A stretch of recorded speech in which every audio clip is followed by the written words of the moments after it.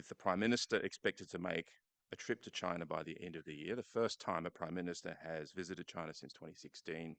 Um, there's a lot going on in the relationship. So it's important to hear from a Chinese government perspective, and we are delighted to have with us today His Excellency Ambassador Xiao Qian, China's ambassador to Australia. He has been ambassador since February 2022. Uh, Before that, he served as ambassador to Indonesia. He is one of China's most distinguished and effective diplomats. And again, it's a real pleasure to have him with us here today to hear his perspectives. He'll start off with a 10-minute presentation, and following that, he'll have a conversation with Bloomberg journalist Heidi Strautwatz. But please join me in welcoming the ambassador.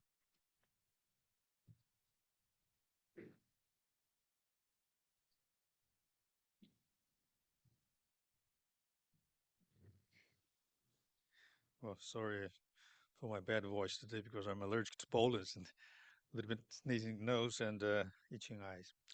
Well, thanks, Anthony, for your kind invitation and your kind introduction. It's my really delight to be in Melbourne again and for the 2023 Asia briefing for the session of View from China. Well, before the conversation, just a few points of remarks about the current and future of our bilateral relationship. Uh, the relationship between China and Australia is a very important one. There's a lot we can talk about, as been shown in the previous panel discussions. But briefly, I want to just make 2 points about the current relationship. I think it's fair to say that last year was a year of stabilization. When the Labour government came back to power, and it offered an opportunity for both sides to work together to make a change for the better for our bilateral relationship. And I'm encouraged to see that with joint efforts from both sides, we tried and we succeeded in stabilizing our bilateral relationship. President Xi Jinping and Prime Minister Albanese had a very constructive bilateral meeting in Bali, Indonesia last year at the site of G20 summit. And a significant outcome of that meeting was that both leaders agreed that China and Australia will continue to develop our relations in the spirit of China-Australia comprehensive strategic partnership. This is how we have been define our relationship since 2014, when President Xi paid a state visit to Australia 10 years ago. Following the bilateral meeting, Senator Penny Wong made a trip to Beijing for last Christmas and held successfully a foreign and strategic dialogue with our counterpart, Mr. Wang Yi, the foreign minister. There was a joint outcome statement following the dialogue, which laid out the roadmaps as to how to implement the consensus reached by President Xi and Prime Minister Albanese. So, with efforts from both sides, we took this opportunity of a new government in Australia and the 50th anniversary of our bilateral relationship, we have successfully stabilized our relationship. And this year, the second point I want to make about our current relationship is this year is a year of exchange of visits, dialogue, and improvement. We have basically resumed exchange of visits and contacted in various forms at different levels, covering various fields, diplomatic, trade, economy, education, agriculture, tourism, parliamentary, even defense. And a lot of the mechanism that's been there for many years has been resumed, including the 1.5 track high-level dialogue that was conducted just a couple of weeks ago in Beijing, led by former Trade Minister Craig Emerson. Very close to our meeting, but very productive. We talked about bilateral, political relationship, trade relationship, regional issues, international issues, and so people-to-people contacts. Very helpful. Both sides understand each other in a better way. And the recent event has been very encouraging. That Prime Minister Albanese had a very good meeting with his counterpart, Premier Qian of China. in Indonesia, again in Jakarta, at the sideline of East Asia Summit.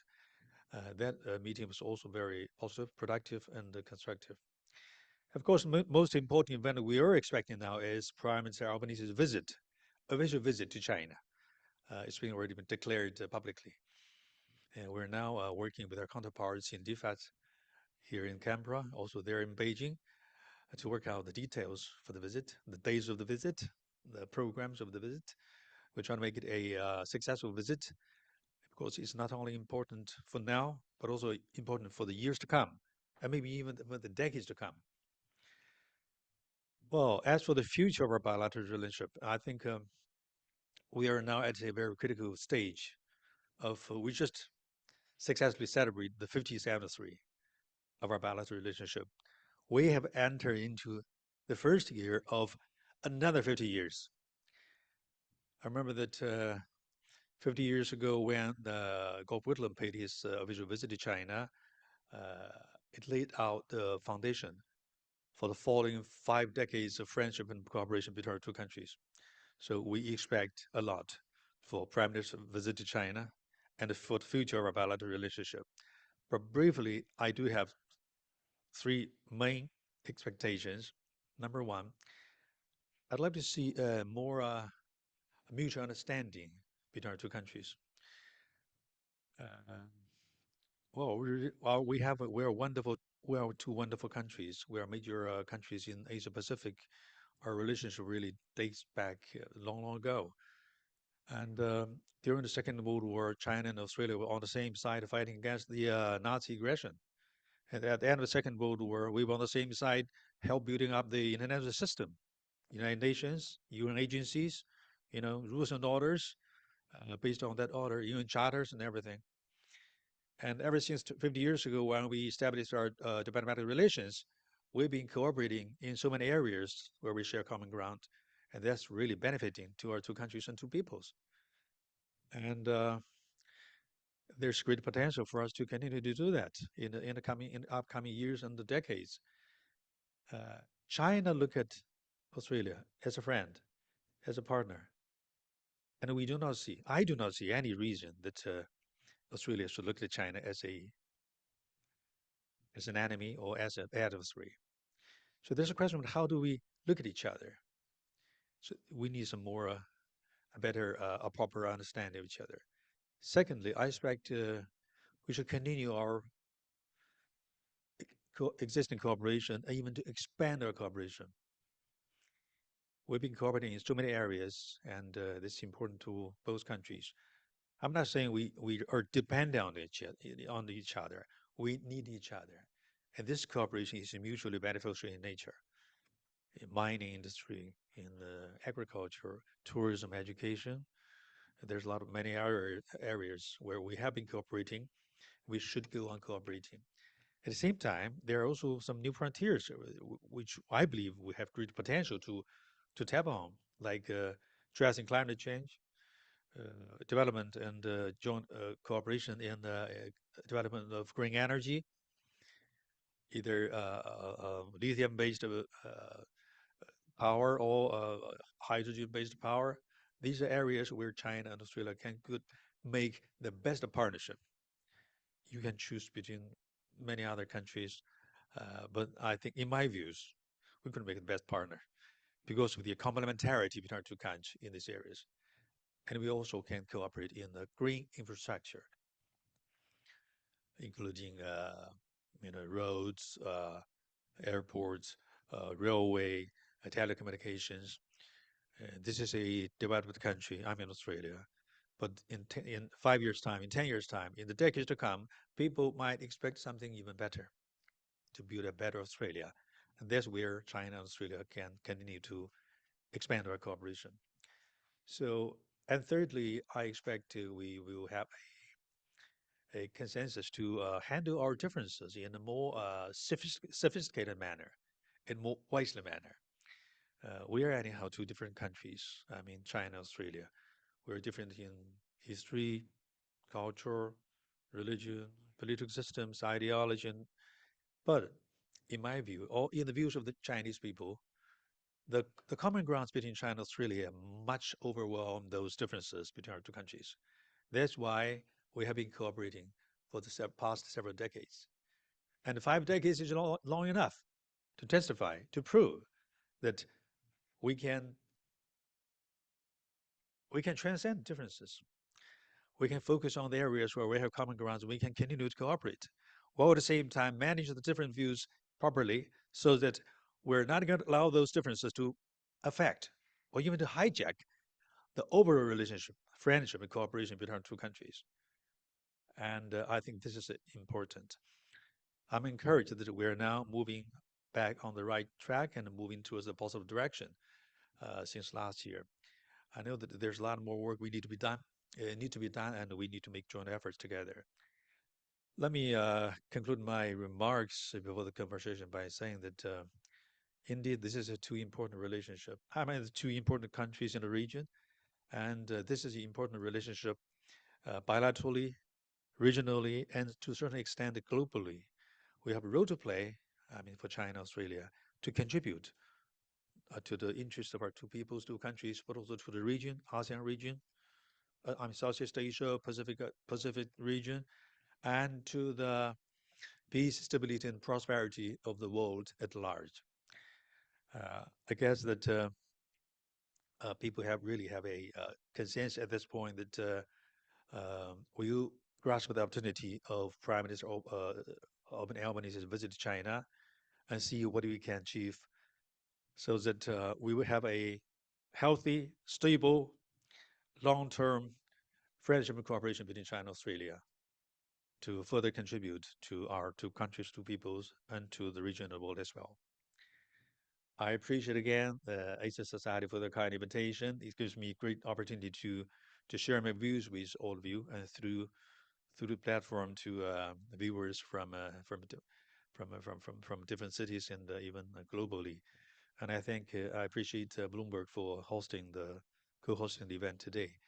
And I'm ready to continue our conversation about any other issues that is of your interest. Thank you.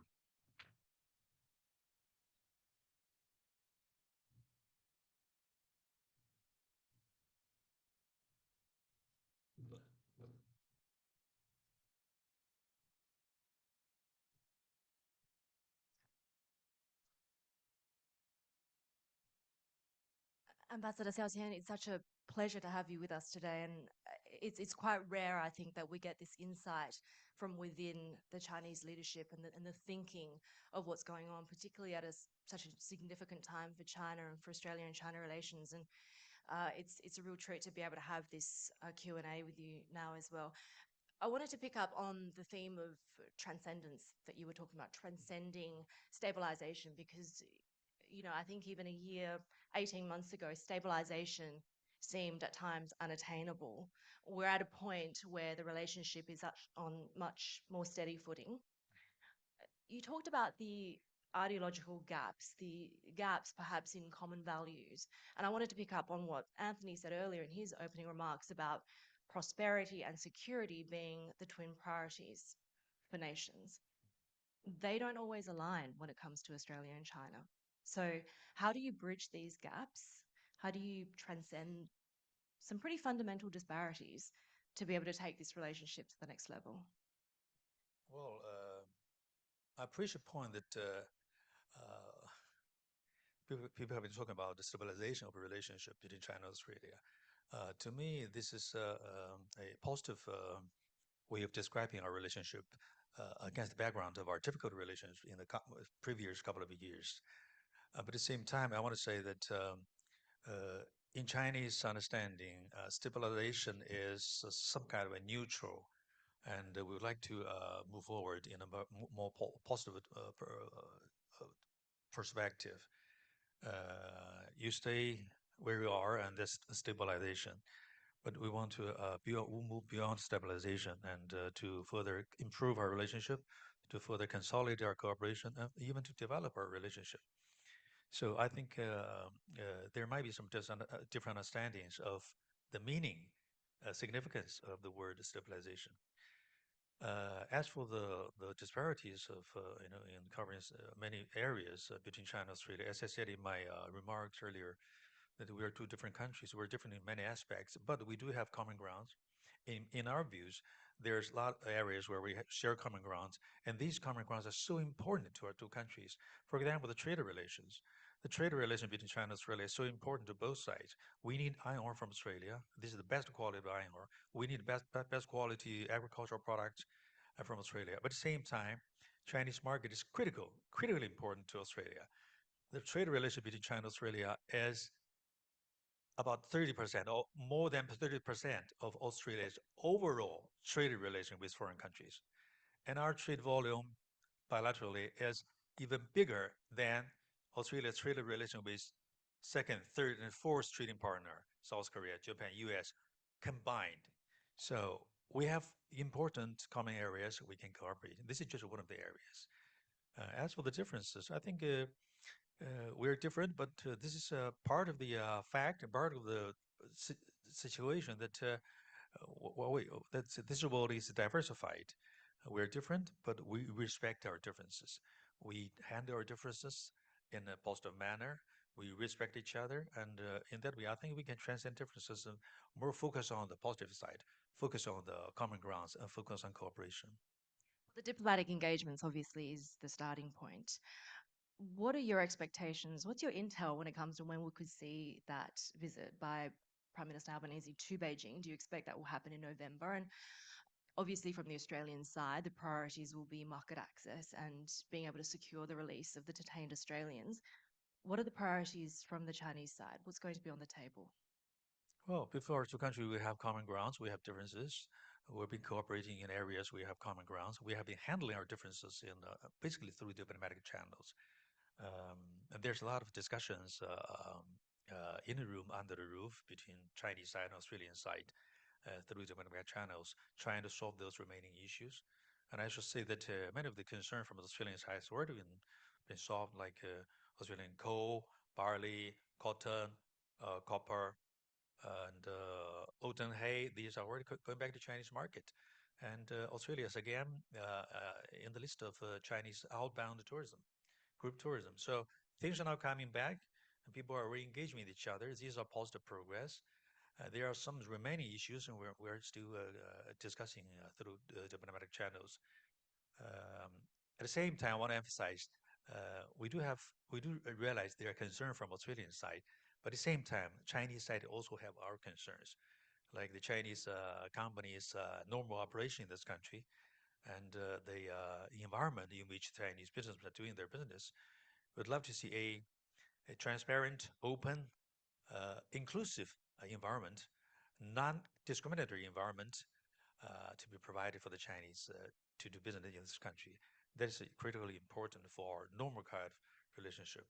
As for the individual cases that you mentioned, the consular cases, it's being dealt with according to Chinese law. Yeah. Are you optimistic that Chen Lei and Yang Hengjun will be released after this round of meetings? Well, these two cases involves the Chinese laws and the Chinese regulations, and it's being dealt with according to Chinese laws. As a diplomat, as a civil servant, I'm not in a position to get involved in the legal process. But what I would share with it that both sides have been engaged very closely, and we've been working very hard and trying to be helpful within the scope of laws and rules and laws, and trying to have this to find a solution to these cases as early as possible. Let me move on to the topic of the economy, given Australia's economic fate is so closely tied to that of our top trading partner. The slowdown this year, and I know we've spoken about this before, you've been quite positive when it comes to the state of the Chinese economy. You're quite optimistic. But so many of the factors that we look at are structural. If you look at the aging demographic, if you look at the issues underlying the property sector at the moment, if you look at the changing momentum and dynamics of the labour market, should trading partners like Australia be prepared for structurally slower growth for longer from China? You don't have to. Well, there have been a lot of discussions in Australia, also in many other countries about Chinese economy, and people tend to have concerns, increasingly concerned about the sort of slowing down of the Chinese economy. But actually, this is a periodical, this is temporary, and the overall situation in Chinese economy is positive. For the reason is number one, China's economy has already entered into a new stage. We used to be focusing on the rapid growth, high speed of growth, 8% of GDP, 9%, even 10. Used to be a time when Chinese GDP growth was annually was about 11. It was crazily rapid. High speed also brings high risk, also a serious environmental problems. So about 10 years ago, we started to move from high speed growth to a moderate, reasonable growth of medium to high speed growth. We put emphasis on the growth with quality instead of growth of big quantity. So our target is for this year, for example, is not really too fast growth, but it's just 5%, 5.5, and we have confidence we can achieve that goal. And secondly, uh, uh, because of the COVID, because of the global economic recession, because of the so many uncertainties in different parts of the world, like the war in Ukraine, the war in Middle East, and so some of the geopolitical factors, uh, many countries, including China in the world, we're faced with economic challenges. But the Chinese government is taking measures, and we're making progress. We're we're we're we're reducing taxes and fees. We're we're helping the private enterprises. We're expanding our domestic demand, consumptions, and things are now showing up. In the past week or two, during the 7 days long weekend, long holidays of Chinese National Day and Mid-Autumn Festival, 826 million Chinese traveled, either domestically or abroad. And the consumption also has picked up by more than 70%. So the economic performance is coming back. And thirdly, many of the international organization is predicting Chinese economy in a more positive perspective. The World Bank is predicting Chinese GDP growth for this year to be 5.6%, and IMF 5.2. And IMF is predicting China's economic performance to contribute to over 30% of the global economic growth. So all in all, it's either in the immediate future or in the medium long term, we have confidence in our economic performance. And Australia should have confidence in Chinese economy, should have confidence about the trade relation, economic relation between China and Australia.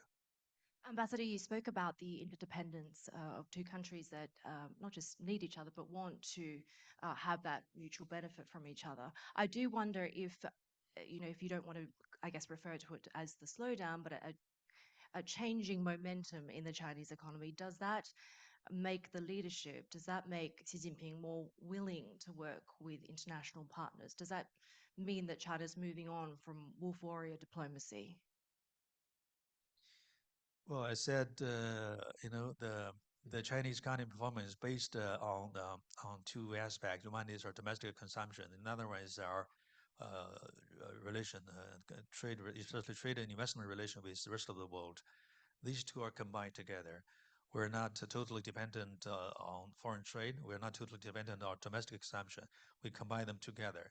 And China but to be honest, put more emphasis on domestic consumption to help with the economic growth. At this time, we will open even wider to the rest of the world when we cooperate with foreign countries. What's the last point you mentioned about the Chinese Diplomatic style. diplomatic style? Well, I'm not going to define Chinese diplomacy, either the war diplomacy or panda diplomacy. Well, And we know the pandas for might the be years in the leaving. past, Chinese foreign policy, we've been pursuing a foreign policy of independence and peace. We're ready to develop friendship and cooperation with any countries in the world, each and every country. We are ready to cooperate with all the countries in the world in areas where we have common grounds. We're ready to address different views or differences between China and other countries, especially neighboring countries, in a peaceful manner. And we are ready to continue to contribute to regional and global peace and stability. So, all in all, it's a foreign policy independent and a policy for peace. And we try to make our contributions as much as we can. I don't think the war of diplomacy is the right word to describe.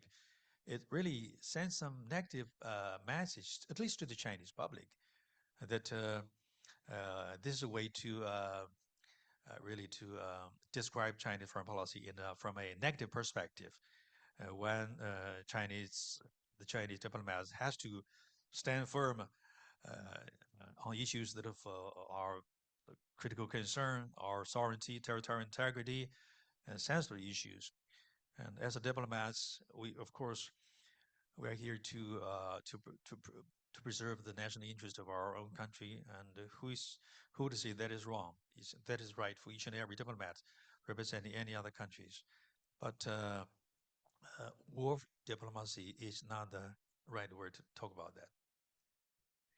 You spoke about friends in the region. Friends may have friends that you're not as fond of. And we know that the Australian government, this government, wants to prioritise its relationship with China. It's also prioritising its alliance with the US of AUKUS. President Biden has called this strategy a fabric of deterrence across the Indo-Pacific. China has called this hegemonic behaviour. It's called this a Cold War mentality. How do you balance these two? How does Beijing view these policies? Well, I would say that we respect Australia's right to choose their own partners and their friends, and also their allies relationship. The relation between China, Australia and the U.S. has a historical background, and they were on the same side in the Second World War, fighting against the Japanese aggression, and that has a very strong historical background there. So we have no problem for Australia and the U.S. to develop their normal kind of relationship between these two countries. But I want to emphasize that the world is diversified, and Australia, I don't see that it should be a problem for Australia to develop its allies relations with the U.S. hand in hand with Australia's partnership relationship with China. So these two groups of relationship can go hand in hand instead of being rather than being the confrontation to each other. The relation between Australia and the U.S. has its value, and the relation between China and Australia has its own value. Uh, in some areas, we have common grounds. In some areas, we have different views.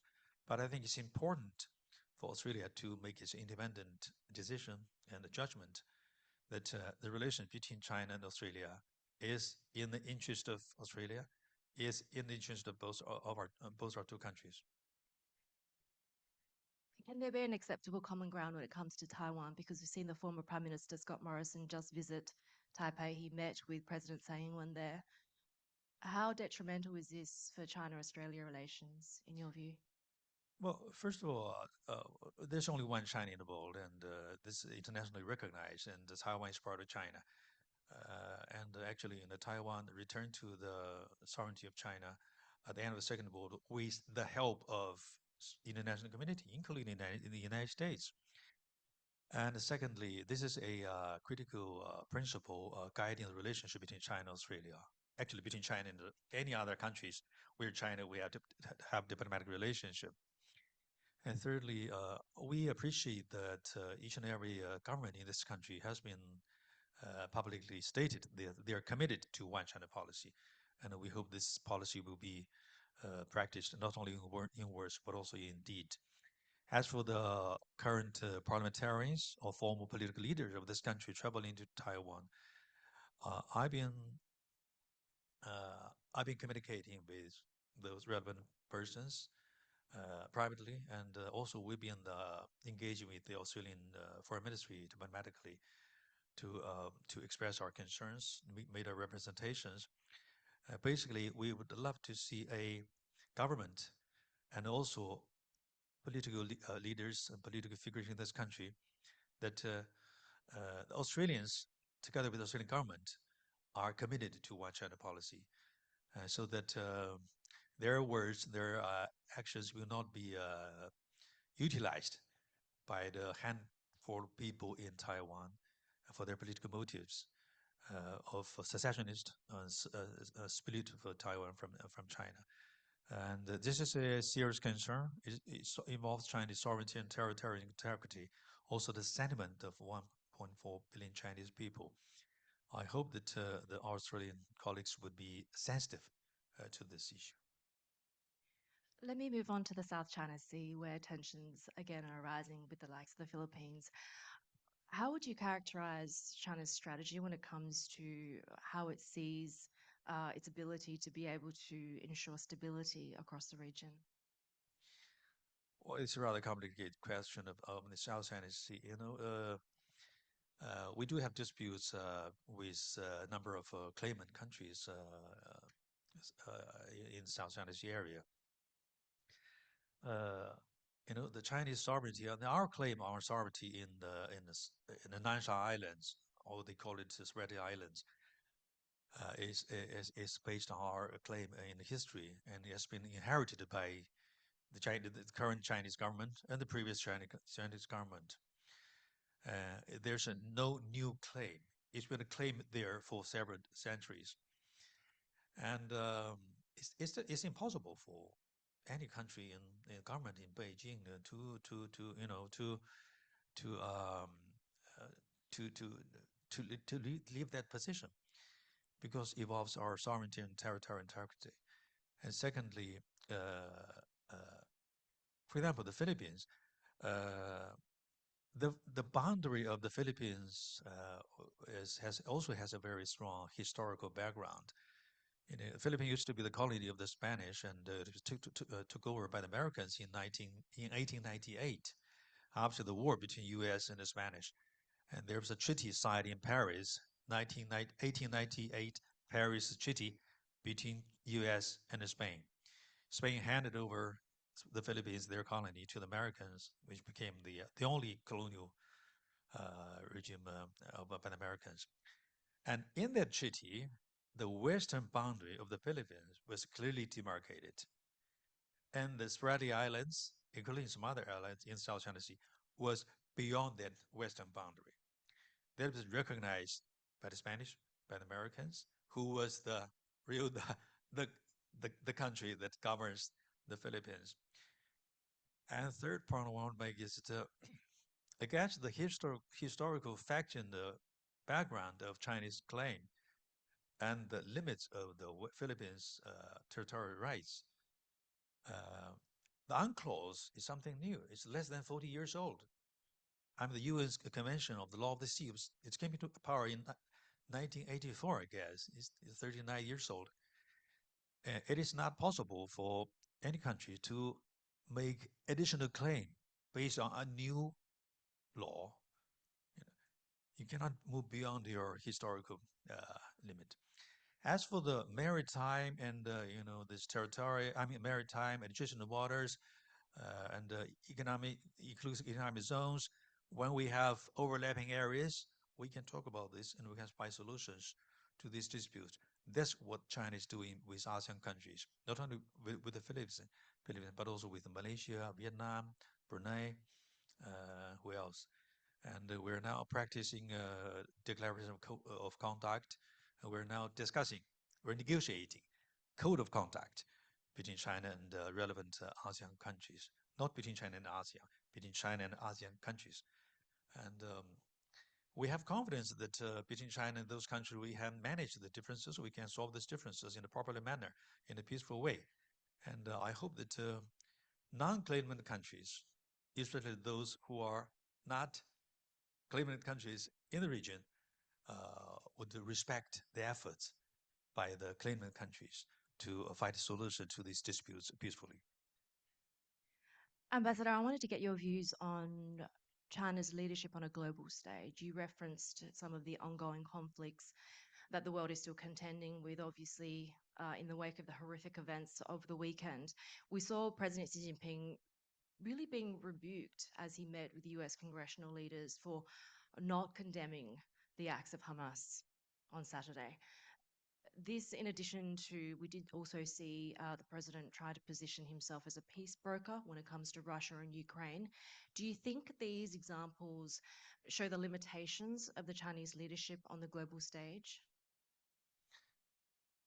Well, yes, yeah, the crisis in Ukraine and the crisis in the Middle East, these are two eminent crises currently in the world. But I want to emphasize, but before I come to these two questions, I want to emphasize that a lot of challenges are facing the world, and